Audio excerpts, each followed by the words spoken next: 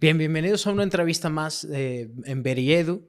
Este proyecto tiene como finalidad el formar y acompañar padres de familia y profesores para que vayan teniendo una visión cada vez más grande a nivel de formación, a nivel de virtudes, a nivel de valores, y que cada vez nuestro trabajo formativo lo vayamos haciendo mejor. Y para que esta tarea se cumpla, pues hoy tenemos un invitado estrella, un invitado buenísimo, que él se ha dedicado mucho al tema de la pedagogía, lleva 30 años en el tema de la educación, también con bases neurocientíficas en el tema de la neuroevolución. Él es Pablo Merino y pues tengo el gusto de estar aquí con él para hacerle algunas preguntas. Pablo, ¿cómo estás? Qué gustazo, Luis. Pues ya me mordía las uñas porque llegara este momento y emocionadísimo porque justo pues es agradecerte porque mi misión es compartir y darle voz a esto que hoy vamos a compartir, pues para mí es un lujo. Gracias. Buenísimo, Lo buenísimo, reconozco. Pablo. Muchas gracias a ti por acompañarnos. Me gustaría preguntarte primero, para que la gente te pueda conocer un poco, quién es Pablo Merino, un poco de la trayectoria de Pablo Merino. Oye, pues soy el tercero de 10 hijos ¿Ok? y además siempre digo que mi vida cambió en el momento que nací porque mi hermano mayor, bueno, mi hermana mayor, luego nace mi hermano Diego y él nace en 1972 con síndrome de Down. Y esto, pues, es muy impresionante porque después nací yo y luego 7 hermanos menores, pero yo compartí la misma habitación con Diego, mi hermano. Yo vengo de una familia educadora. Mi papá fue director de un colegio, mi mamá una de las primeras educadoras familiares por la Universidad de Navarra, me acuerdo que era por carta, en los 80 estoy hablando. Ajá. Y para mí fue bien impresionante ver cómo mi hermano Diego, todo el tiempo vivía esta dicotomía. Mi hermano era una persona más en mi casa, era un hermano más. No me acuerdo en qué momento yo supe que él tenía alguna diferencia en su desarrollo, pero para mí no tenía síndrome de Down. Para mí es mi hermano Diego. Hoy mismo lo veo como mi hermano. No tiene apellido. No es Pablo Merino, Diego con síndrome de Down Merino. Entonces, pues todo esto fue orillándome a estudiar pedagogía. Luego estuve como numerario en el Opus Dei y estudié la carrera, bueno, ahí te enseñan la filosofía y la teología. Entonces, para mí se marcó una tendencia siempre en mi mente que era, ¿por qué rechazamos algo que es bello, bonito, agradable como una persona con síndrome de Down? Es una palabra, es ignorancia. Entonces, para mí, el restaurar mi propia ignorancia, o sea, la sabiduría de aquellos luego, cuando estudias filosofía y teología, de los grandes padres de la iglesia, de los grandes filósofos, o de la élite, que es el estudio del Opus Dei acerca de la verdad, ahora que estamos aquí hablando de latín, ¿no? Del Datium. Entonces, en realidad nos damos cuenta, o para mí se impregnó esta parte de aquello que no sabes no te está ayudando. ¿Por qué violentamos a nuestros hijos? ¿Por qué nos enojamos? ¿O por qué nos divorciamos? ¿O por qué lastimamos a otro ser humano? Al final de todas las causas está la ignorancia de nosotros mismos. Si yo me siento completo, no tengo nada que necesitar de otra persona, entonces no violentaría con nada. Y eso impregnó en mí el haber dormido 19 años con una persona que nunca me molestó, nunca me echó carrilla, nunca me juzgó, nunca tuvo una mala cara, al contrario. Él tiene 52 años, yo tengo 49, y durante 49 años me recibe con la misma hermosa sonrisa llena de paz. Hola, Pau, ¿cómo estás? Y nos damos un abrazo. Y ahora como hice un trabajo para verlo realmente como mi hermano mayor y le digo viejito y lo molesto y mi mamá dice, ¿por qué molesta a Diego? Mamá es mi hermano mayor, los hermanos menores molestan a los menores a los mayores. Me llevo muy bien con él, nos adoramos. Entonces, esto quizá fue la tendencia en mi camino de decir, ¿cuáles son esos principios? Porque en filosofía creo que es algo obvio, pero pareciera que nadie lo ve. No sé por qué las verdades más obvias, las que están ahí, son las más difíciles de ver, como la belleza de la naturaleza y es la suficiencia de lo que es, y de pronto queremos más, ¿no? Queremos construir edificios cuando tenemos un árbol enfrente de nuestra casa que sería suficiente ver la belleza de Dios ahí, pero no la vemos. Entonces, cuando estudio filosofía y veo que todo lo que está sostenido en una realidad está basado en principios, en las bases fundamentales. Entonces yo dije, yo voy a dedicar en mi vida a buscar esos principios. Soy como un buscador de principios, que están ahí, todos lo pueden aprender. Pero entonces cuando fui recolectándolos, los fui aprendiendo, que ahorita vamos a platicar de ellos en educación, en conciencia, en desarrollo, en espiritualidad, me doy cuenta que los obviamos y entonces pasamos por encima de los principios. ¿Qué pasa cuando tú rompes un principio? Se genera el sufrimiento, se genera el dolor, se genera la enfermedad. Perdón, ¿al principio te refieres como a valores? No, ¿O a qué te refieres no, con porque principios? los valores son una elección mental. Ok. Atrás de un valor hay un principio. Por ejemplo, que pueden ser principios o valores, se puede confundir, pero el principio, un solo principio se puede generar muchos valores. Ujú. Por ejemplo, si yo te dijera, ¿cuál es el principio de la educación? ¿Qué es lo que está atrás de atrás de atrás? ¿Para qué educamos? ¿Para qué surge el proceso educativo? ¿Cómo lo pensarías tú? Yo podría decir que el principio de la educación es hacer que la persona sea más persona, ¿no? Ok. No tanto que haga, sino que sea. Ok. Pero no lo sé, puede Bien, ser un ese es principio. un gran principio, me encanta. Ahora, si yo quiero que esta persona sea más persona, si me voy al principio que sostiene ese, hay otro principio rector antes, Ok. que es la esencia de esa persona ya es. Ajá. Por principio filosófico, Ujú. yo ya soy lo que soy. Ujú. No puedo ser más de lo que soy porque significaría ir en contra de mi propia naturaleza. Es decir, Claro, una claro. jacaranda en la semilla ya tiene todo el jacarandismo, ya es. Lo que hay que hacer es que la jacaranda exprese, a ese principio fuiste tú, que exprese todo lo que es un ser persona. Lo que venimos a este planeta es hacer y expresar. Lo que pasa es que tenemos tantas capas de falsa personalidad o de creencias o de historias, ya hablaríamos del condicionamiento, que es muy complicado observar. Entonces, mira, si nos vamos al principio educativo de que le educamos para que la persona sea lo que es aflore ese ser más persona, entonces el objeto y el sujeto de la educación es el mismo, es el niño. Porque tú cuánto le pones a la jacaranda. O sea, si tú siembras una jacaranda, ¿cuánto jacarandismo tú le añades a esa semilla? No le añades nada. Cero. Ajá. A su esencia. Pero sí hay que hacer cosas, hay que nutrir, Ujú. hay que regar, hay que cuidar, hay que acompañar, hay que sostener, hay que contener. Ujú. Es un trabajal, pero mucha gente cree que tienes que hacer cosas. En realidad, tenemos que conocer al niño porque de otra manera estamos negando. Y esto te lo digo yo que llevo 52 años viendo cómo las personas, bueno, 49, rechazan a mi hermano simple y sencillamente por un desconocimiento. Entonces, a lo que voy es, cuando empecé a entender los principios que hoy te voy a compartir, me volví como un buscador de cuál es el principio de los matrimonios, por ejemplo. Lo platicaremos después, pero hay un principio. ¿Cuál es el principio de las relaciones? Entonces, yo lo que enseño es, si conozco el principio, todo lo demás es la añadidura. Ujú. Buscar el reino de Dios, buscar el reino de los principios, y entonces, gracias a eso, brota de una manera mucho más simple y poderosa lo que soy yo como mi esencia, y del niño y de la niña. Entonces, el acompañar a la educación es una cosa maravillosa. Y ese es Pablo Merino, ese soy yo, un buscador. Ahorita estoy leyendo un libro hindú, no tengo ninguna referencia de los hindús, pero empiezo a entender por dónde va el concepto védico, por dónde va el concepto del Buda, más allá de los cómo, el por qué y el para qué. Y entonces es descubrir, pero lo mismo en el tema de la filosofía, en el tema de la espiritualidad, en la religión. Me encanta porque vamos a lo profundo y a lo real, más allá de las percepciones o de las interpretaciones de la mente. Bueno, yo no sé si me voy muy profundo, pero... No, está increíble, Pablo. Y yo te quisiera preguntar justo eso. Hablas del principio educativo, ¿no? Normalmente los profesores o los padres de familia podemos perdernos en el tema de para qué educar. A veces caemos en el por qué tengo que educar, Claro. por qué tengo que ser profesor, ¿no? Así O soy es. profesor por esto. Sin irnos más allá en el para qué o en el para quién, inclusive, ¿no? Que mi vida es para alguien también. Entonces, ¿qué nos puedes hablar de este principio justo educativo, tanto de los padres como de los profesores? Me encanta, Luis. Vamos a empezar desde el origen, ¿no? Dale. Desde el sentido. ¿Qué le da sentido al ser profesor? ¿Desde dónde surge? Siempre lo que podemos ver en el proceso educativo es entre menos yo papá, entre menos yo escuela, entre menos yo profesor, más el niño. Más puede expresar el proceso educativo. Entonces, fíjate, voy a ponerte en contraposición. ¿Qué pasaría si yo pensara que yo sé qué es lo que le conviene al niño en mi propio pensamiento, o sea, en mi idea de mi planeación, de mi pedagogía, de qué le voy a dar a este niño primero de primaria y cómo voy a construir con los objetivos y estrategias que, digamos, es la didáctica tradicional?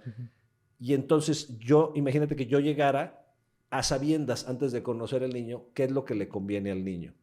Entonces, en realidad el proceso educativo sería una implantación de una creencia previa al conocimiento del niño. Le llaman educación tradicional. Ok, pero a ver, te voy a cuestionar, Sí, perdón, esto es a muy eso bueno estamos. y es para dialogar. ¿No habría verdades ya establecidas que tienes que sí o sí transmitir al niño? Por ejemplo, el que coma verduras, el que duerma 8 horas diarias, el tema del emocional, no lo sé. Sí, no, porque es una verdad en función de un principio.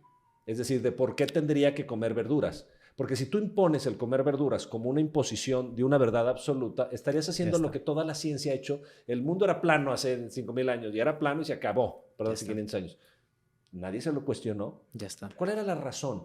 Es decir, la razón de comer verduras no es comer verduras, es cuidarnos amorosamente y nutrir nuestro cuerpo. Y eso es una transmisión de una verdad, pero ahí no hay una imposición, hay un proceso autorreflexivo, hay un proceso educativo. Y tienes que hacer que el niño encuentre esa verdad. No, no tienes que hacer que la encuentre, tienes que ponerlo frente a la verdad y el proceso de aprendizaje es, mira, somos creativos, somos seres pensantes, somos seres sintientes.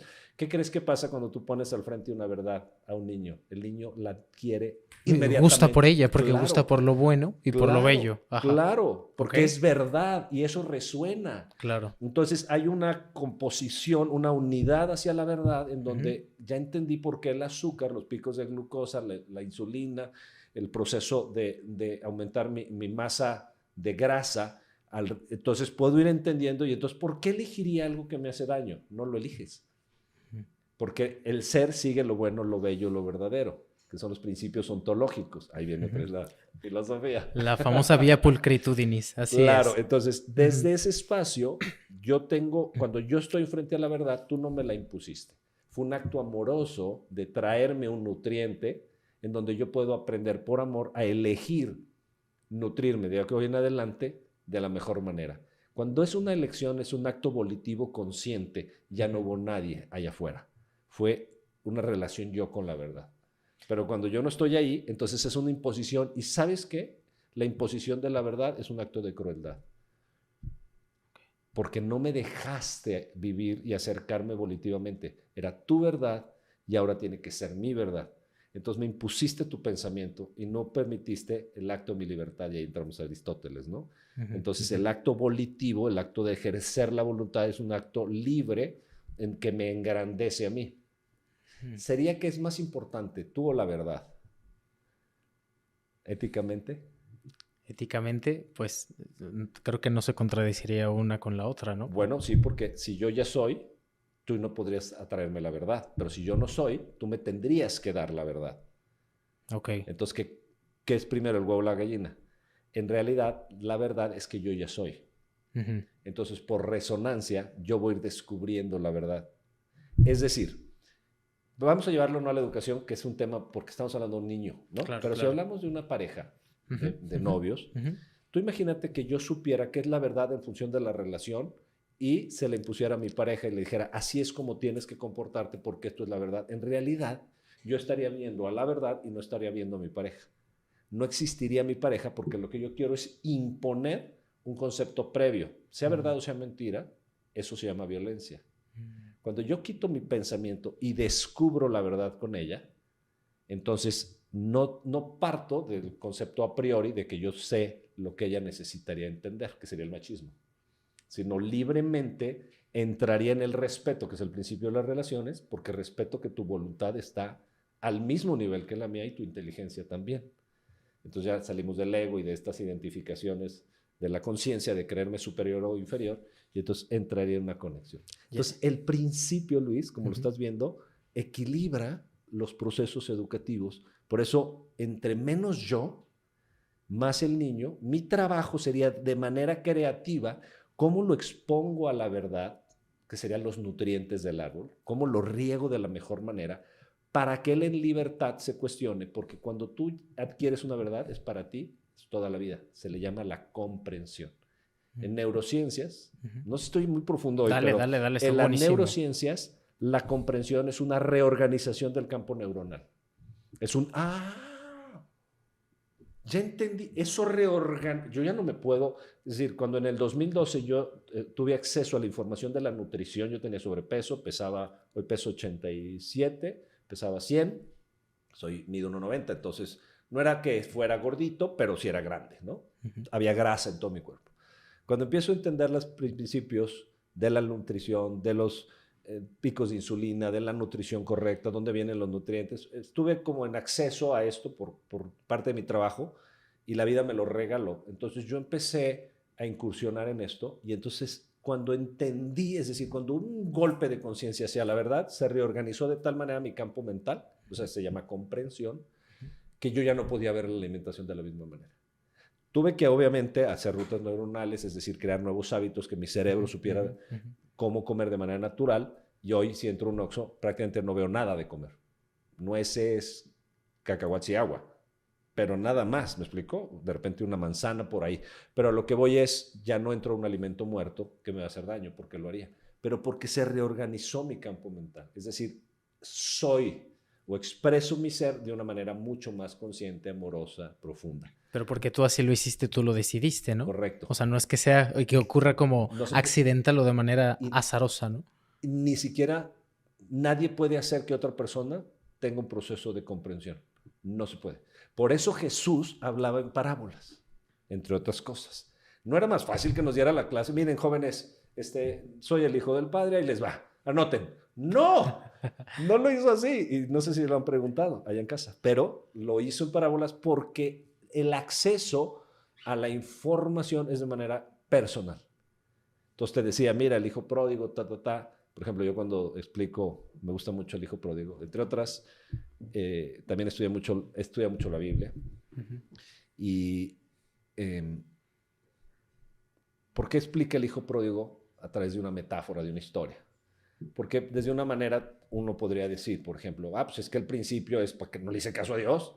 O sea, si ya tenía todo ahí voy yo a quemar mis naves y a gastármelo y a hacer todo lo malo, y entonces me juzgo yo y tengo que regresar. Y esa es una forma, digamos, muy básica, infantil, o digamos primaria, por no decirlo infantil, de ver el hijo pródigo. Pero en realidad, para mí me gusta ver el hijo pródigo desde un concepto mucho más profundo, filosófico, en decir, cuando yo me alejo de los principios del amor del Padre, me gasto mi herencia, porque mi herencia es Él. Él es el que me sostiene y me nutre. Entonces, cuando yo regreso, siempre regreso al Padre, porque el Padre nunca me rechazó. El que me fui yo. ¿Me explico? Entonces, no es que sea culpa, simplemente es que el irte a la oscuridad te genera eso, oscuridad, falta de visión, falta de amor, no hay ahí nada, no germina nada en la sombra. Pero cuando regreso al Padre, el Padre siempre está listo, porque el Padre no tiene un juicio, porque no es un humano, es todo amor. Es el mandamiento nuevo. Entonces, desde esta mirada, mi querido Luis, te estoy llevando no sé por qué dimos a este nivel de profundidad. También hablo cosas más sencillitas, no crean, pero como me hablaste de los principios, quería como que explicarte justamente por qué Jesús habla en parábolas, porque nos está dando la posibilidad. Fíjate, me dijo un estudioso de la Biblia, me dice, imagínate este concepto, Jesucristo en vida, caminando con Pedro, 3 años, y ni Jesús pudo quitarle la cobardía a Pedro.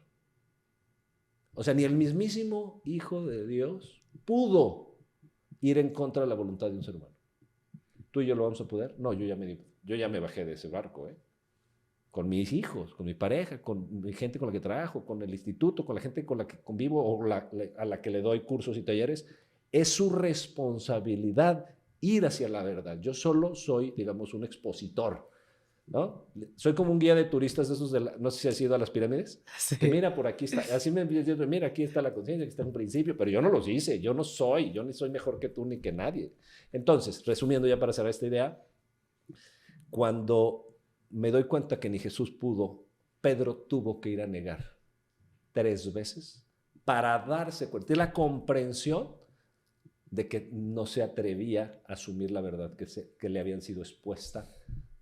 Brother, ¿cuántos milagros vio? O sea, ¿qué más evidencia científica quieres? Que caminó en las aguas, te trajo peces, te bajó panes. O sea, más eso. Y ni él pudo verlo. Solo cuando Jesús tuvo que irse para que ellos se expusieran lo que él les había enseñado. Y entonces, cuando lo comprobaron, es decir, en su propia realidad se hizo verdad, Pedro pudo ser la piedra. Claro. Nunca antes. Me encanta demasiado todo lo que estás diciendo. Mira, me acuerdo, hablando del tema de la verdad, una frase muy buena que dice que nadie posee la verdad, más bien la verdad es la que nos posee a nosotros, que la verdad es más grande que lo que nosotros mismos podemos llegar a alcanzar, ¿no? Entonces, se me hace algo muy pedagógico, pero sobre todo muy amoroso, que permitir a las personas descubrir en cuanto a su historia, en cuanto a sus pensamientos, su imaginación, su memoria, sus sentimientos, su historia, todo lo que la vida misma les va mostrando, ¿no? Y qué ejemplo tan interesante el del tema de las parábolas, porque justo yo también lo interpreto, y no es que cada quien tenga su interpretación, pero es tan rica esa parábola que es inagotable, ¿no? O sea, Correcto. que tú dices, es que yo saco también esto, saco aquello. Por ejemplo, yo me reflejo mucho en la parábola de que hay solo dos tipos de personas. Y hay personas muy humildes que son capaces de reconocer que están alejados del amor, alejados de su esencia, y hay unos que creen que aman, que creen que son buenos, cuando en realidad no lo son. Porque si no, entonces esperarían que los otros también vuelvan. Pero no, o como el hijo que estaba con el padre, ¿no? Que le da envidia, que le molesta, que su hermano regrese. Es como, caray. Fíjate, toda la profundidad de una parábola. Definitivamente, y podríamos ¿no? hacer un podcast nada más de... Sí, me encantó, esa parábola. me encantó esa profundidad. Fíjate, Es. yo no había visto esa mirada y hoy me hace todo el sentido. Wow. Muy bueno, muy bueno. Sí. Entonces, me encanta el tema de los principios, es muy interesante. ¿Cómo lo podemos aterrizar ya como en el día a día con nuestros hijos o con nuestros profesores a los alumnos? Me encanta, porque ahora sí vamos a aterrizar. En la parte más, es que es súper simple. Es que la filosófica es muy bueno porque es una verdad que me invita como a más, a vivirla. O sea, las verdades son para vivirse, no solo para saberse. Entonces, la vivo, pero ahora aterrizado y en concreto como, sí. como y quiero hablar dos cosas Dale. de lo que me acabas de decir. La Dale. verdad no puede ser conocida por el hombre. Y esto lo dicen las neurociencias. ¿Qué pasa? La verdad no puede ser conocida por el hombre. No. Tú imagínate que en estos centímetros cuadrados entrara la verdad. Claro. O sea, muy cierto, definitivamente. Es una cascada. Imagínate un río enorme que cae así, con el Niágara, ¿no? Que caen millones de litros diarios y tú entras con una cubeta. Esa es tu verdad, maestro, pero la verdad divina... Definitivamente. Yo quiero llegar al Padre un día y decir, ay, quiero conocerla, porque mira, solo si entro a la botánica, a una ciencia, ahí puedo pasarme toda la vida conociendo esa microverdad. Ya no te hablo de la física. Y no vas a abarcar toda la biología o toda la botánica. Sí, por eso, yo solo sé que no sé nada, porque entre más sabiduría, y creo que tengo más sabiduría que hace 30 años, más me doy cuenta de mi ineficacia al respecto de la verdad. Es como, gracias Dios, que me doy cuenta que no sirvo para nada y que me has dado la oportunidad de ir conociendo poco a poco aquello que es. Y entonces te rindes. Por eso la contemplación de los sabios es no pensar la verdad. No me entra. La contemplo. La belleza de un niño, la belleza de una flor, la belleza del tráfico, la belleza del día es una contemplación directa sin pensamiento. Y un día llegaré ahí. Ese es mi deseo del alma, ¿no? Esa contemplación de los santos, de absorber y decir, estoy frente a la verdad que no puede ser comprendida en su totalidad, pero soy impactado por ella. Pero es una frase muy bonita que dice, ¿cuánto no daría por cambiar todo lo que sé por todo lo que no sé? Sí, pero wow, sería impresionante, pero es imposible. Definitivamente. Dicen que, híjole, ahorita se me fue el nombre, no sé si era... Alejandro Magno, cuando iba conquistando, llegó... Sí, y que llega con... ¿te acuerdas? Con un filósofo, ¿no? Sí. Y le dice, pídeme lo que quieras. Sí, porque era el gran sabio. Le dice, con permiso, quítate porque quiero ver el sol. Quítate, me estás tapando el sol. Estoy en la contemplación de la verdad. Tú no me puedes dar nada porque no tienes nada. Entonces, bueno, esa parte, como la parte filosófica quería cerrar. Genial, está genial. Pero los principios son lo más práctico o pragmático que existe. Ejemplo, si yo entiendo que mi hijo es completo, es la esencia, es una ceiba, es una jacaranda preciosa, está chiquita, pero va a crecer. Entonces, el trabajo es conocerlo. Yo digo siempre que tú tienes a los hijos y luego los conoces. No los formas, no eres un escultor de niños. Es una buena metáfora decir que es la formación, pero es más profundo que eso. Y quiero llevarlos a otro lado. En realidad, el primer paso es conocerlo. Te vas a sorprender, Luis, que cuando expongo estas verdades frente a la gente, me dice, Pablo, una señora llorando me decía, tengo hijos de 20, 25 años, no los conozco, los pensé. ¿Cuántos padres? Vamos a irnos a los padres sin juicio, pero vámonos a nuestros padres. ¿Quién de ustedes que me está viendo puede darse cuenta que tu papá siempre te quiso educar y tú en el fondo decías que yo no voy a ser como mi papá quiere? O sea, yo quiero ser arquitecto, doctor, yo quiero ser humanista. Te decía, mi padre es máster del IPAD de cuarta generación, los 70s.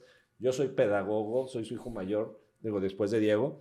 Y yo nunca quise estudiar el IPAD porque no me interesan los negocios. Y me pasó lo mismo. Mi papá ingeniero, yo psicopedagogo, dice, hombre, es que los padres querían de cierta manera moldearnos a como ellos creían que era lo mejor. En su imaginario, en su historia personal, no importabas tú. Importabas lo que ellos pensaban al respecto de ellos y te ponían en función de una verdad que no existía, que era su propia identidad al respecto de ti. Y además esa identidad estaba moldeada por sus papás en los 20s o en los años 40, 30, cuando eran chiquitos. Y entonces estamos expuestos ante una verdad que ya ni siquiera es operante. ¿Me explico? Entonces, bueno, el punto es, cuando yo quito mi consciente al respecto de que no se trata de mí la educación del niño, de mis miedos, ni de que tenga lo que yo no obtuve, ni que ellos sí, no. Cuando se trata de conocerlos a ellos, entonces me empiezo a dar cuenta que ser padre es empezar a desarrollar una serie de habilidades, dones y talentos que tengo en bruto, digamos, para empezar a conocer un ser humano, no a pensarlo. Porque cada hijo necesita cosas distintas. A uno necesita límites fuertes y porque los rompe, y entonces es el típico niño que no quiere y que no hace y que quiere hacer su voluntad y está todo el tiempo comprobando los límites. Hay que ponérselos claros y fuertes porque un niño de 6 años no es Dios de la casa, no es el papá, es el niño. Entonces hay que saber que hay consecuencias, se tiene que dormir y hay unos hábitos. Entonces el otro hay que quitarle los límites. Mi amor, vale, bríncale, súbete a un árbol, no haces nada. Entonces son términos totalmente distintos frente al mismo principio de conocer al niño. Pero por eso la primera tarea del padre es conocerlo. Bien, pues entonces nos hablabas de la tarea primera, que es conocer al niño. Porque tú no te puedes relacionar educativamente con alguien que no conoces. Estás yendo en contra del principio filosófico número 1. Estamos acompañando a un ser humano completo, divino, con su esencia, y entonces su forma, sus dones, talentos y habilidades tienen que ser encausados, claro. Y hay que darle, ahora sí, la formación, pero desde el conocimiento de él. Justo lo que pasa, digo, tú estás mucho más joven, pero cuando yo estaba al frente de la educación, es decir, era alumno, pues me daba cuenta que la educación era sin mí. O sea, yo era un número en un colegio de 40 niños, claro, sirvió y todo, pero me refiero a que en la parte educativa, entre más conozcan, y cuando algún profesor me sacaba y me decía, oye, te conozco y tú eres así, ahí hay un verdadero clic, porque ya existía yo frente al proceso educativo. Entonces la educación tiene que ir tendiendo, sobre todo la de los padres, 100% en el profundo conocimiento de nuestros hijos. Y eso nos lleva toda la vida, porque luego crecen, llegan, ahorita que por ejemplo mi hijo es adolescente, tiene 17 años, yo estoy conociendo él se está conociendo a él, y yo lo estoy conociendo a él, y yo me estoy conociendo en la relación con él, o sea, es una triada, ¿no? Entonces, es hermoso ver cómo él me está enseñando a ser papá de él, de un adolescente, y antes yo no lo sabía porque era un niño. Entonces, luego quiero saber cómo voy a ser el papá de un adulto joven al respecto de, y entonces todo esto, todo el tiempo es un universo, un infinito. Me conozco, lo acompaño, lo nutro, me nutre. Y entonces, claro, ¿cuál es el producto de la educación del hijo? Un mejor padre. Y un mejor hijo. Y un mejor hijo. Y es que al final, yo creo que, siempre vamos cambiando en el tiempo, ¿no? Inclusive tú lo sabrás muy bien, las estructuras cerebrales de manera interna se van reestructurando tanto cuanto lo que tú vayas viviendo, ¿no? Sí. No es lo mismo un cerebro de un pianista a un deportista, a un lector. Claro. Y entonces digo, bueno, o sea, yo no soy quien era hace 5 años. Sí. En esencia sí, pero en algunas actitudes, en algunos hábitos voy cambiando. Entonces el arte también de saber vivir es el arte de ir conociendo a las personas cercanas con las que me voy relacionando. Y como dice aquella frase de Aristóteles, ¿no? La antesala del amor es el conocimiento. Claro. Entonces, para yo poder amarme mejor y amar a los demás, pues hay que conocernos, ¿no? Estamos hablando que en la educación el sujeto y el objeto de la educación es el niño. Fíjate, Gurdjieff fue un gran sabio ruso. Lo que pasa es que cuando fue obviamente el socialismo y el comunismo perdimos mucha conexión de gente del área este, digamos, de Europa. Gurdjieff fue un hombre que se fue a estudiar los principios de la espiritualidad en India, en Asia, en 1800. Yo empecé a estudiar libros que él o escribían sus discípulos en 1910. Bueno, Gurdjieff decía que cuando nosotros conocemos la ciencia, el conocimiento siempre es subjetivo. Pareciera que la ciencia es el conocimiento objetivo, ¿no? Eso nos han dicho, porque conozco el objeto. Pero al final quien lo interpreta es el sujeto, ¿no? Es el sujeto. Entonces por eso es subjetivo. Claro. El único conocimiento objetivo es cuando el sujeto y el objeto es la misma persona. Es el estudio de sí mismo. Cuando yo me estudio a mí, yo puedo revelar una verdad o una no verdad, digamos, una concepción incorrecta de mí mismo al respecto de observarme a mí mismo. Entonces, el proceso educativo, cuando el niño es el objeto y el sujeto, en realidad está haciendo un conocimiento objetivo, porque está descubriendo por él mismo las verdades. Descubriéndose. Y mi trabajo, el trabajo del papá, es justamente darle esta formación para que él vaya descubriendo la verdad. Cuando una persona ha descubierto una verdad, no la reta, porque es un conocimiento objetivo. Es decir, si yo ya sé cómo alimentarme, ¿por qué tendría que ir en contra de mí? Si esta alimentación me hace bien, estoy delgado, estoy fuerte, ¿no? Entonces, es ya una verdad sobre la cual yo construyo mi realidad. Cuando una persona se conoce libre, se entiende amado, se entiende respetado, no por sus actos, sino por quién es, que eso es las leyes de la familia. La ley de la familia es el amor, o sea, la pertenencia. Yo soy en mi familia no por lo que hago, no me tengo que ganar el amor de mi padre. En todo caso, me gano. O así se supondría que tendría que ser, ¿no? Ojalá. Ajá. Pero yo no me tendría que ganar el amor de mi padre, porque el amor no se gana, no es un premio, es un don que se regala. Entonces, cuando mi padre me ama libremente y me permite encontrar la verdad a través de ese amor, entonces, en realidad, es una educación mucho más poderosa, mucho más poderosa. Por eso Jesús, y te puedo dar 1000 ejemplos de santos, que acompañaban a que la gente descubriera la verdad y respetaban el libre albedrío de las personas. Ya te dije antes que ni Dios pudo obligar a San Pedro o a Judas a no traicionarlo, pero ellos tenían que ir a favor de su propia vida y encontrarse. Porque los judíos le llaman que cuando te dan algo que no te mereces se llama el pan de la vergüenza. Okay. Porque tú vives bajo una verdad que no te has ganado. Okay. O bajo a un concepto que no has recibido. Entonces muchas personas viven bajo verdades o conceptos establecidos, preestablecidos, que ni siquiera se cuestionan y entonces construyen en su vida así. Pero luego entonces viene el cambio generacional y los hijos dicen, oye papá, así no.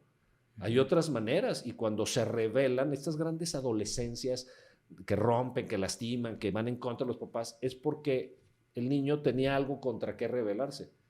Pero si tú desde que son niños, les vas dando su libertad y van expresando sus responsabilidades de chiquititos en lo que van pudiendo, tender la cama, lavarse los dientes, ser parte de la familia, lavar su plato, recoger, ser parte de la familia, respetar ahora sí los valores que la familia ha elegido, pero lo va entendiendo porque no es premio castigo, sino les vas haciendo sus consecuencias naturales de lo que va sucediendo.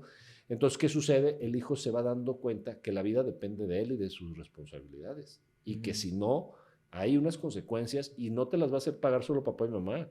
La escuela, la vida, el gobierno, todo tenemos responsabilidades. Entonces, en ese cuadrilátero llamado la vida, formamos a seres humanos libres, independientes, responsables. Es que lo enseñas al final de cuentas a decidir, ¿no? Sí. Yo me acuerdo mucho en la pedagogía, actualmente muy llamado como la disciplina positiva, la creencia respetuosa, que no es más que, bueno, conceptos filosóficos de antes aplicados ya con nombres distintos a una pedagogía actual y bonita, en el que enseñas al niño a decidir y si decidió, por ejemplo, no hacer la tarea, entonces está decidiendo robarse tiempo de juego para hacer la tarea porque es una responsabilidad que él tiene, ¿no? Nuestro trabajo no es, ay, no, pobrecito, no, sí que juegue más, porque te duele poner límites, porque te duele que sean responsables, pero entonces ¿de quién se trataba? De ti. O sea, la crianza Claro. depende de decir, aunque me duela, necesito poner límites. Tú no sabes cuántas mamás con las que yo trabajo y papás que se brincan los límites porque la creencia, porque el niño, porque les gana la emotividad, porque no son resilientes al respecto de sí mismos y entonces el hijo sabe cómo moverse y cómo manipularlos de una manera increíble, ¿no? Te decía fuera de cámaras. Si yo a mi hijo le digo, así no, mi amor, así no, a un niño de 5 años, así no, y le muestro cómo no se tienen que hacer las cosas y le retiro el amor, y cuando el niño hace algo que tendió su cama o se lavó los dientes, ay, mi amor, ahora sí, qué bueno eres, te lavaste los dientes, en eso estoy en una profunda manipulación. Quito el amor ante una conducta que no me gusta y doy amor ante la conducta que sí me gusta. Ahí no hay educación. Ahí Skinner y Pavlov estarían aplaudiéndote. Eres el mejor conductista. Ahí es manipulación, definitivamente. Violencia, manipulación. Estás haciendo unos niños a tu imagen y semejanza. ¿Y cómo sí? Entonces, ¿cómo sí? Es que el hijo entienda las razones, entienda el por qué se tiene que lavar los dientes o por qué no. ¿Por qué se robó él tiempo de hacer la tarea y se robó tiempo de jugar? ¿O por qué no? Pero es una responsabilidad de él. Y desde chiquititos pueden empezar a entender por qué esta es responsabilidad. Entonces hay un proceso reflexivo. Hay un proceso de entender que había una razón por lo que hay que hacer la tarea y una razón por la que hay que jugar, una razón por la que me duermo a las 8, una razón por la que me lavo los dientes. No es por la mamá. No es porque yo así quiera. ¿Yo quién soy? Como papá para decirle a mi hijo lo que él necesita. Claro, y que así era la educación fundamentada antes, ¿no? Es porque pues yo digo y porque yo soy tu madre y tu padre y así lo haces y punto. Así es. Sino que hay una razón, un motivo más grande. Porque siempre de hay fondo. Una razón. Entonces, siempre hay una razón. Es decir, hay una razón por la que yo manejo mi dinero como lo manejo. Hay una razón por la que yo tengo una espiritualidad concreta. Hay una razón por la que yo me relaciono con Dios de una manera o de otra. Claro. Hay una razón de cómo trato a mi pareja. La vida está basada en estos principios. Empecé diciéndote que son obvios, pero no los vemos. Por ejemplo, el principio de las relaciones es el respeto, no el amor. El amor es lo que sostiene una relación.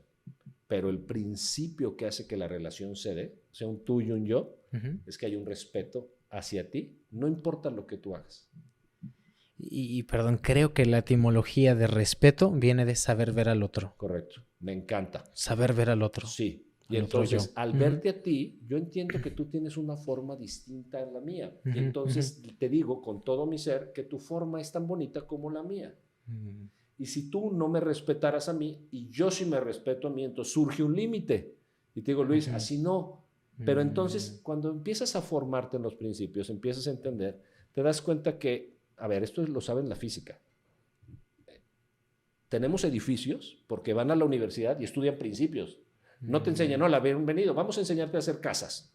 No, vas a diseño de materiales, vas a cálculo diferencial, estudias principios 4 años y luego puedes construir un universo entero de puentes, casas, edificios, porque dominas los principios. En el mundo educativo se nos olvidó que es exactamente igual. Entonces yo como papá sé por qué y cómo, es mucho más fácil navegar. Ejemplo, si yo sé que es este hijo específico, se brinca las trancas, no le gusta, no tiene límites, entonces sé que él, a diferencia de su otro hermano o su hermana, necesita mucho más contención. Pero quizá esa contención, al ser un niño más racional, necesita mucho más explicaciones que el otro. Entonces necesita sentarte a explicarle las cosas. El niño de 7 años rebelde que va en contra, tú no sabes cuántas mamás he trabajado esto, y entonces entonces tengo que explicar, claro, y te tienes que sentar. Hay niños de 7 años que tengo unas conversaciones, claro, o sea, Luis, perdón. Muy profundas. No te puedes imaginar, o sea, los trato como si tuvieran 60. A ver, mi amor, estamos entendiendo que eso que hiciste no es correcto. ¿Sabes por qué? Y lo escucho. Dejo que el niño me diga. No, no sé. Genuinamente no sabes por qué. ¿Debiste de haber lavado los platos? ¿Por qué crees? Tú dime por qué hay que lavar los platos. Te vas a sorprender que nunca les has dicho por qué.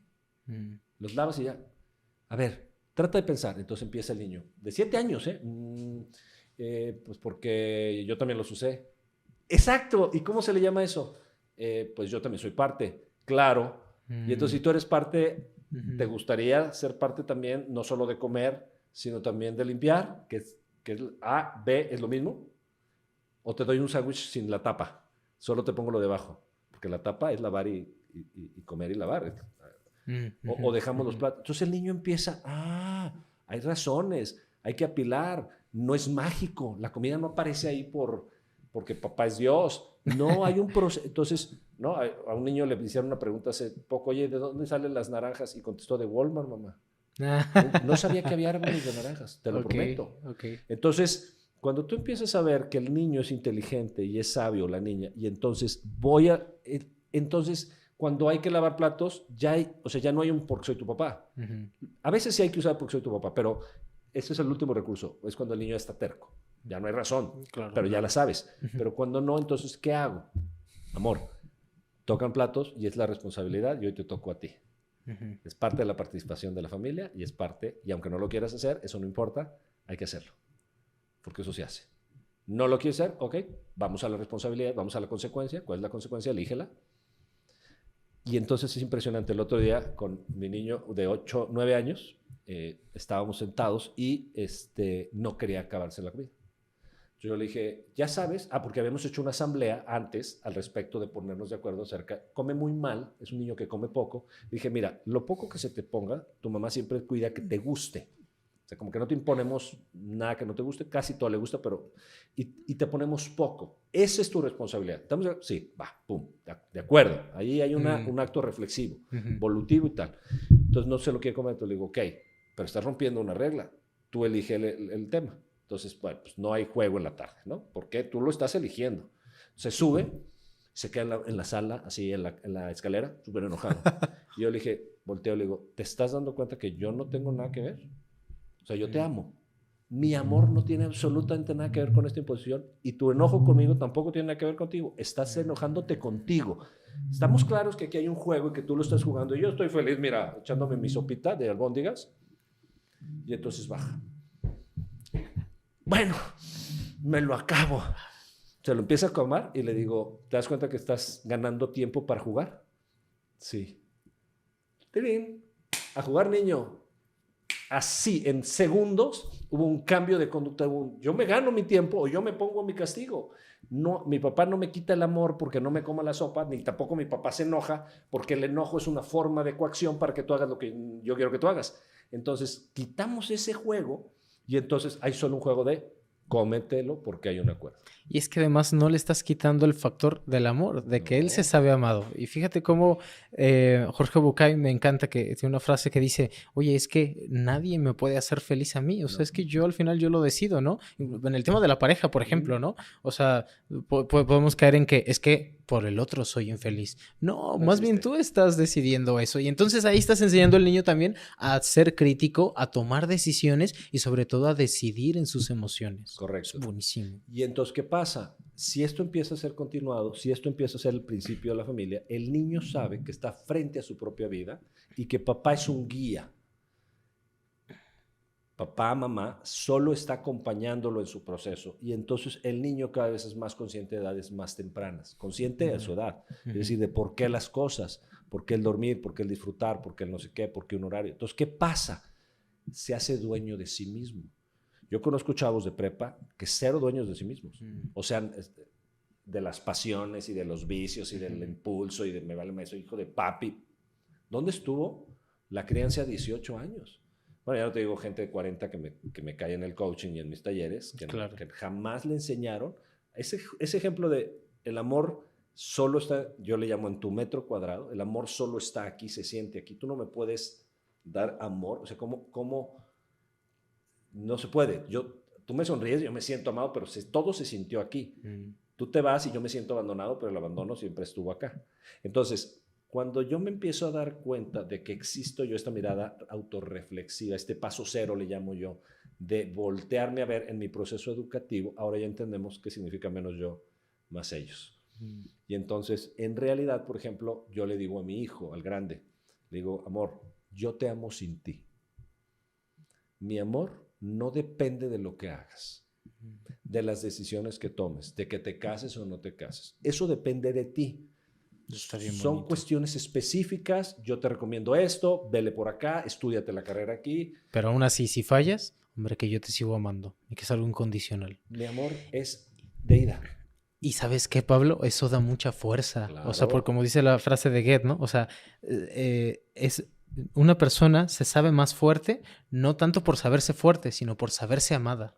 Da más fuerza saberse amado que saberse fuerte. Qué bonita frase, no la había escuchado. Me Es encanta. muy bonita. Te la robo. Adelante, te la regalo. Entonces, no, me encantó porque la fortaleza de saber que no estás... Mira, y vamos a resumir ahora sí otra vez principios. Dale. Si yo tengo a un hijo para que me vea a mí, es decir, para que me reconozca a mí, para que viva mi vida, entonces estoy siendo profundamente egoísta al respecto de darle vida a un ser. Porque te estoy diciendo, como yo me veo incompleto, necesito que tú me reconozcas, que me veas, que no te vayas, que estudies lo que yo necesito. Entonces somos terriblemente egoístas en la educación. Cuando yo le doy vida a un hijo para que viva su vida, por eso dice la Biblia, y dejarán la casa del padre y de la madre. Lo dijo mi teacher. Yo siempre le digo mi maestro con chanclas. Maestro Jesús. Ese genio. Al mero mero. Entonces, él ya nos enseñó que tenemos que dejar padre y madre. Entonces, en realidad mi hijo me da la espalda a mí para ver su propia vida. ¿Y qué hago yo? Lo empujo con la fuerza del amor. Le digo, amor, es tu vida. ¿Por qué me haces responsable a mí? ¿Qué decisión? Entonces, yo soy un formador de su conciencia. Es decir, vamos a reflexionar, vamos a entender. Entonces, ¿qué pasa? La fuerza del amor y la fuerza de la conciencia hacen un mix que haces hombres y mujeres de bien, porque lo pueden elegir. Hombres y mujeres plenos, que vivan su vida. Exacto. Y este concepto, nomás quiero, Luis, sí. Lo aterrizo en un modelo.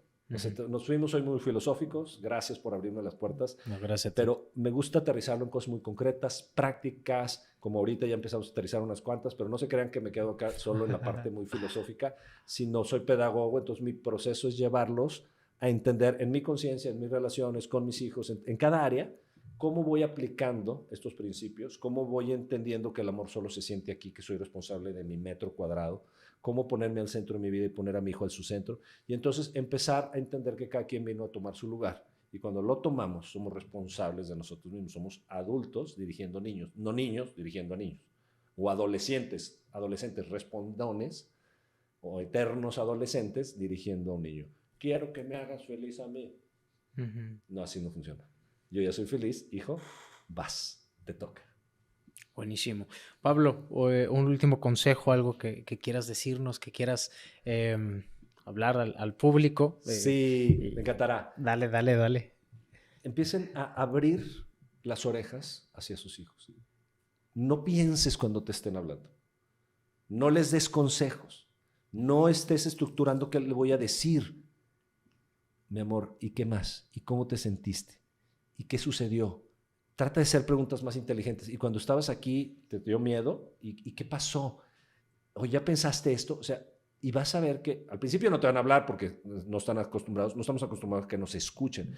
Pero cuando se abren las orejas, cuando el hijo está comiendo y tú estás ahí, o él se está bañando y tú le empiezas a preguntar, pero no para sacar, para dar, sino simplemente para recibir a tu hijo. Sí, o escuchar para responder, sino escuchar para comprender. Escuchar para comprender. Bien lo dijiste. No tengo nada que decirte, es tu vida. Estoy genuinamente recibiéndote en el respeto. Estoy queriendo saber más de ti. Es impresionante cómo se hablan los hijos. Es impresionante cómo yo me peleo con mi hijo de 17 años a grito. O sea, cuando se pone el adolescente, mide un 85. Es un refrigerador, es enorme. Papá, pero a ver, mi amor, papá. Y de repente los dos empezamos a acomodarnos y nos amamos, ¿verdad?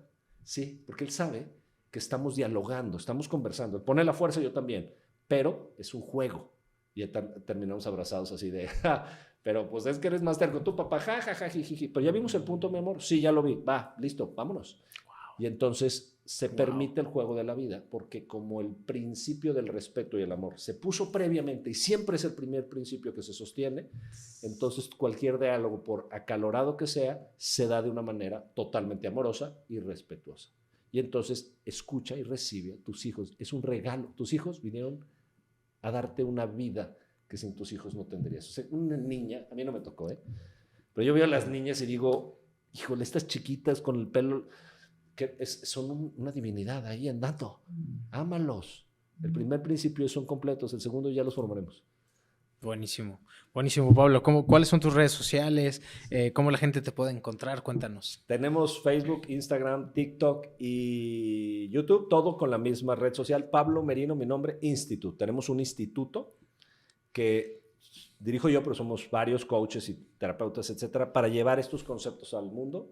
Tenemos talleres, programas. El 15 de enero lanzo el reto, el 21 días a la abundancia, que es un reto de 21 días donde te voy dando pequeños conceptos y principios hacia la abundancia, cambiar la carencia a la abundancia. Un principio así rapidísimo, vivimos en la cultura del no.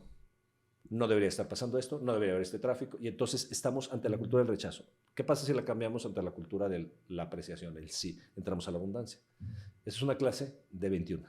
Entonces, es toda una metodología con unas meditaciones y ejercicios. Lo tienes que hacer en 15 minutos, o sea, 7 minutos de clase, 7 minutos de ejercicio, y vamos haciendo un mindset. El 15 de enero lo lanzamos, y tenemos otro taller que también es en estas fechas, ahí lo vamos a poner, que es Crea tu 2024 desde el propósito, es decir, desde qué es lo que quieres manifestar en tu esencia. Pablo Merino Institute, y tengo un podcast que se llama La Locura de Ser, porque Buenísimo. para tu mente, ser tú es una locura. Entonces, La Locura de Ser, ahí los esperamos en Spotify. Buenísimo, buenísimo. Pablo, qué gusto que estés aquí. Muchas gracias, Luis. por haber aceptado esta invitación. Y de verdad, wow. O sea, yo quedé fascinado como pedagogo, como educador que soy. Eres un gran educador y me alegro que México tenga educadores así, pero sobre todo que México tenga padres de familia y esposos como tú, preparados, que sepan escuchar, que conozcan y sobre todo que amen. Muchas gracias, Pablo, de verdad, por tu vocación. Gracias. Gracias, Luis, igualmente.